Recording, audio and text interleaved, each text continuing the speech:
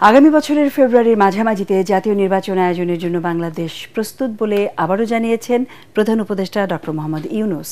মালয়েশিয়ার রাজধানী পুত্রজায়ায় আনোয়ার ইব্রাহিমের সাথে বৈঠক শেষে যৌথ ব্রিফিংয়ে কথা জানান ডক্টর মোহাম্মদ ইউনূস।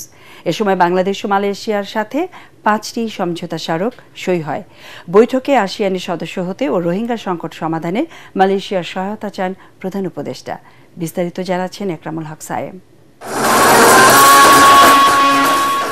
3 দিনের সফরে মালয়েশিয়ায় ব্যস্ত সময় পার করছেন প্রধান উপদেষ্টা ডক্টর মোহাম্মদ ইউনূস। মঙ্গলবার সকালে রাজধানী পুত্রজয়ায় দ্বিপাক্ষিক বৈঠকে বসেন দেশটির প্রধানমন্ত্রী আনোয়ার ইব্রাহিমের সাথে। দুদেশের সম্পর্ক জোরদারে নানা বিষয়ে গুরুত্বপূর্ণ আলোচনা হয় বৈঠকে। এ সময় প্রতিরক্ষা সহযোগিতা, এলএনজি সরবরাহ ও অবকাঠামো, পেট্রোলিয়াম পণ্য, উচ্চশিক্ষা, কূটনৈতিক প্রশিক্ষণ এবং হালাল ইকোসিস্টেম উন্নয়ন সহ 5টি বিষয়ে পারস্পরিক সহায়তার জন্য দুদেশের মধ্যে সমঝোতা সই হয়। দুই শীর্ষ নেতার উপস্থিতিতে দুদেশের পররাষ্ট্রমন্ত্রী, অর্থনৈতিক ও জ্বালানি উপদেষ্টা এবং বাণিজ্য বিনিয়োগ খাতের প্রতিনিধিরা এসব সমঝোতা স্বাক্ষর করেন।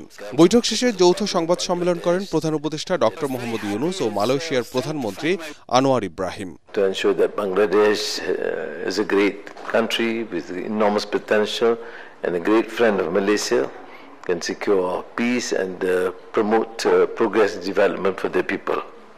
এ সময় আগামী সংসদ নির্বাচনের প্রসঙ্গ তুলে ধরে প্রধান উপদেষ্টা বলেন, ভোটের মাধ্যমে দেশকে স্বাভাবিক পরিচালনার পথে ফিরিয়ে আনা হবে।